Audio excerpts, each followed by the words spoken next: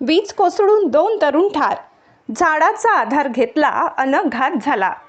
अंबड तालुक्यातील विज्ञानेश्वर आपेगाव येथे महादेवाच्या दर्शनासाठी जात असताना अचानक अवकाळी पाऊस व विजेचा कडकडाट सुरू झाल्याने 2 तरुणांनी झाडाचा आधार घेतला। त्यांच्या अंगावर वीज कोसळल्याने दोघेही जागीच ठार झाले।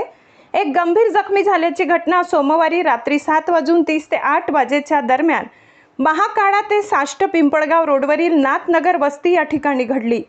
या घटनेमुळे महाकाळा गावावर शोककळा पसरली आहे। महाकाळा ते साष्ट पिंपळगाव रोडवरील घटना गोविंद प्रल्हाद लहाने वय 21, आदित्य दगडू बेद्रे वय 20 अशी मयतांची नावे आहेत। ते दोघेही जागीच ठार झाले। सोमवार असल्याने गोविंद प्रल्हाद लहाने, आदित्य दगडू बेद्रे हे विज्ञानेश्वर आपेगाव येथे महादेवाच्या दर्शनासाठी जात असताना अचानक अवकाळी पाऊस सुरू झाल्याने लिंबाच्या झाडाखाली थांबले।